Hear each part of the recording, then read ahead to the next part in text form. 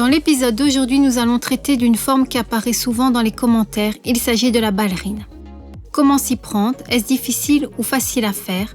Vous allez le découvrir dans un instant. Bonjour, je m'appelle Laetitia, vous êtes sur une chaîne dédiée à toutes les stylistes ongulaires. Aujourd'hui, nous allons vous parler d'une forme qui a été fortement demandée, c'est la ballerine. Donc, c'est parti! Nous appliquons le primeur sans acide sur la plaque naturelle. Nous allons utiliser du Tekiotime comme base et ossature, construire nos ongles avec du light rose, façonner la forme avec une lime 100-180, égaliser les bords avec une lime slim et lisser les surfaces avec un polissoir 220-280. Nous allons faire briller le tout avec de la minérale base couleur porcelaine. Comme toujours, la première étape est la désinfection. Donc, nous désinfectons les mains, attendons que le produit s'évapore, mettons des gants, désinfectons les mains de la cliente et on se met au travail. À l'aide de la fraise numéro 9, nous repoussons doucement les cuticules vers le haut et nous débarrassons de l'épithélium collé à la plaque. Nous faisons des mouvements de poussée-balayage dans le sens inverse de la rotation de la fraise. Nous travaillons à une vitesse de 15 000 tours, pas plus. L'étape suivante consiste à lisser la surface des cuticules avec une fraise. Nous tenons la fraise à l'envers, à plat, et nous caressons doucement les cuticules. Pourquoi la fraise à l'envers? Tout simplement car si nous voulons effectuer cette opération à l'endroit, nous risquons d'accrocher la plaque. Par contre, en tenant la fraise à l'envers, nous nous assurons à un accès facile. Ensuite, nous prenons le polissoir de grain 280 et nous balayons délicatement les cuticules par des mouvements ascendants. Nous faisons de même pour l'ourlet périinguéal. Nous guidons le polissoir doucement vers l'extérieur de la plaque. Ensuite, nous matifions les ongles avec une lime de grain 180. Nous nous déplaçons de l'intérieur vers l'extérieur pour contourner les cuticules par des mouvements circulaires. Nous nettoyons la plaque avec un coton imbibé de cleaner violet. Nous roulons finement le coton pour nous frayer un accès encore plus facile à l'espace entre la plaque et les cuticules. Il est temps d'installer le chablon. La ballerine est une forme que l'on peut appeler stylet tronqué. Voici un stylet sur ce croquis et la ballerine est marquée en rose. L'ongle naturel est là et nous allons placer le chablon en dessous. Dans le cas du stylet de la ballerine, le chablon doit descendre un peu comme nous l'avons montré sur le croquis, pour que l'extrémité des bords latéraux étendus soit au même niveau que les bords latéraux naturels. La différence entre ces deux formes, dans le cas du stylet, l'extrémité du moule est à la fois l'extrémité de l'ongle et du bord, tandis que dans le cas de la ballerine, l'extrémité du moule est à la hauteur du sommet du tunnel.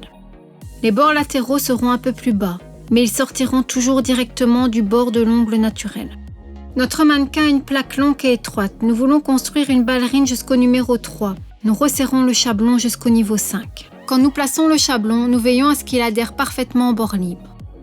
Nous scellons le moule en partant de son extrémité et en contournant les doigts. Regardez, une fente est apparue, ce qui résulte du fait que le bout du doigt repousse le gabarit. On ne peut pas laisser comme ça, nous devons entailler pour faire de la place pour que le bout du doigt avec le chablon placé sous le bord libre. Maintenant, vous pouvez voir la différence. Sur le côté gauche, nous avons déjà fait des incisions et le moule entre parfaitement sur le bord libre. Alors que sur le côté droit, le bout du doigt continue à pousser contre le chablon et une fente se forme. L'incision est faite à un angle de 45 degrés par rapport à l'axe du doigt. Il est temps de vérifier que le chablon est bien placé par rapport à l'axe du doigt. Cela semble simple, mais l'est-ce vraiment? Pour le savoir, on tourne la main et qu'est-ce qu'on voit? Que le chablon dévie légèrement vers la gauche. Regardez toujours de deux perspectives différentes lorsque vous placez votre chablon ou lorsque vous limez. En effet, notre cerveau peut nous jouer des tours et si vous regardez seulement dans un seul sens, vous pouvez émettre beaucoup de détails importants. Nous appliquons du primeur sans acide comme un vernis à ongles ordinaire. Et voici une astuce de champion. Au lieu d'appliquer une base, on applique directement l'ossature qui tient lieu de base. Ce sera également parfait pour une plaque ongulaire problématique. Nous appliquons une quantité minimale de produit de sorte que les marques de la lime soient toujours visibles après le frottement. Les ongles enduits de base ne doivent jamais ressembler à une surface lisse. Nous prélevons une portion de gel et nous commençons à former l'ossature en disposant le produit en forme de ballerine. Nous travaillons avec un pinceau pour gel numéro 4 en le tenant à plat. Nous étalons le produit, mais nous ne construisons pas d'ossature. Nous retournons le pinceau et en nous déplaçant de l'extrémité de l'ongle vers la jonction entre le chablon et la plaque naturelle, nous recueillons l'excès de produit de la pointe pour obtenir une ossature aussi fine que possible, tout au bout. Nous laissons durcir pendant 60 secondes. Il est temps de retirer le chablon. À l'aide d'un outil double face, nous soulevons soigneusement l'ossature pour la détacher du chablon. Attention, détacher pas arracher. C'est censé être un geste doux. Nous ne voulons pas arracher l'ossature. Nous passons doucement maintenant à la construction. Tout d'abord, nous enduisons l'ongle d'une quantité minimale de light rose pour créer une couche glissante. En tenant le pinceau à un angle de 45 degrés, nous étalons le gel sur toute la longueur de l'ongle, ce qui nous facilite l'application de la couche suivante. Nous prenons une grosse goutte et la laissons tomber sur environ un tiers de la longueur de l'ongle. C'est là que nous prévoyons de former l'apex. D'un mouvement pulsatoire, nous poussons le produit vers les cuticules en veillant bien sûr à ne pas les toucher. Après avoir étalé le gel autour des cuticules, nous progressons le long de l'ongle en travaillant en zigzag. Il est très important, nous n'appuyons pas fortement contre la surface de l'ongle. Nous ne faisons pas que l'effleurer. C'est comme si nous voulions étaler de la crème sur un gâteau. Je sais, je compare souvent avec de la pâtisserie, mais que voulez-vous, ça me facilite la vie. Donc revenons et imaginons cette étape. Si vous appuyez trop fort, vous allez créer des trous alors que nous voulons que notre surface soit parfaitement lisse. En touchant la surface, nous formons l'arche supérieure tout en délimitant l'apex qui doit se situer entre un tiers et la moitié de la longueur de l'ongle étendu. Nous guidons le pinceau de haut en bas, en nous déplaçant millimètre par millimètre d'un mouvement filant jusqu'à appliquer le gel sur toute la largeur de l'arche. Nous mettons l'ongle dans la lampe et au moment où la polymérisation commence, c'est-à-dire quand la cliente commence à sentir une brûlure, il faut retirer la main, attendre que la sensation de brûlure cesse pour remettre la main dans la lampe. Le tout devrait durcir pendant 60 secondes. Attention, comme vous l'avez probablement remarqué, ici on ne serre pas le tunnel. Pour passer cette étape de serrage, nous devons donc placer notre chablon correctement pour ainsi corréler tous les éléments que nous avons vus précédemment. Si nous ne le faisons pas, nos chablons pourraient casser une fois qu'ils sont portés et c'est précisément tout ce que nous ne voulons pas. Les stylistes se divisent en deux écoles. Certaines utilisent la technique de positionnement parfaite du chablon et d'autres utilisent la technique pour former le tunnel avec la pince. Essayez les deux méthodes et choisissez celle qui vous convient le mieux. Nous essuyons la couche collante avec un coton imbibé de wipe-off. Passons à l'image. Nous allons vous montrer brièvement ce que nous allons faire. Tout d'abord, nous allons travailler la forme vue de face, c'est-à-dire les bords libres et les facettes latérales. Ensuite, nous allons jeter un œil sur l'ongle de profil. Nous allons limer les bords latéraux et l'arche supérieure, c'est-à-dire la ligne qui va des cuticules à la pointe de l'ongle étendu. L'étape suivante consiste à relier la crête ongulaire déjà limée à ses côtés. Enfin, nous allons traiter la ligne de pointe, c'est-à-dire l'épaisseur de l'extrémité de l'ongle du côté du tunnel. Voici à quoi doit ressembler un ongle limé, de face, de profil et du côté tunnel. Allons-y. Nous allons travailler toute la forme avec une lime de grain 180. En découpant le bord libre, nous tenons la lime à un angle de 20-30 degrés et nous la guidons tout droit. On ne fait pas de courbe, car dans le cas de la ballerine, le doigt libre doit être tronqué en carré. En tenant la lime perpendiculairement à la facette latérale, nous sculptons la forme de la ballerine, c'est-à-dire légèrement inclinée par rapport à l'axe du doigt. Si vous limez pour la première fois n'importe quelle forme, la règle d'or est de ne pas le faire violemment ni trop vite, mais de peser chacun de vos mouvements.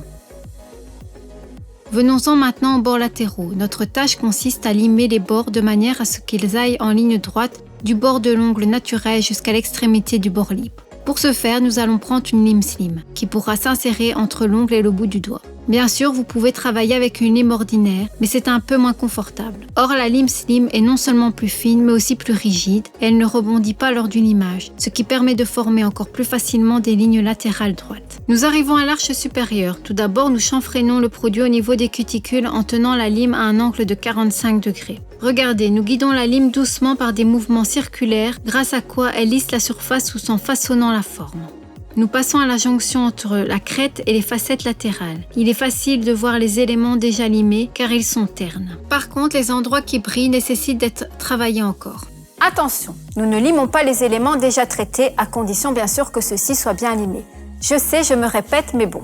Et maintenant, comment savoir si un endroit est bien limé? Hélas, il est difficile de s'en rendre compte par soi-même. C'est ce qui fait la différence entre une vidéo et une formation. Lors d'une formation, votre instructeur vous dira à quel moment vous devez arrêter de limer. Stop ne va pas plus loin. Que si vous regardez une vidéo pour apprendre, vous verrez certainement vos erreurs par la suite quand l'ongle cassera.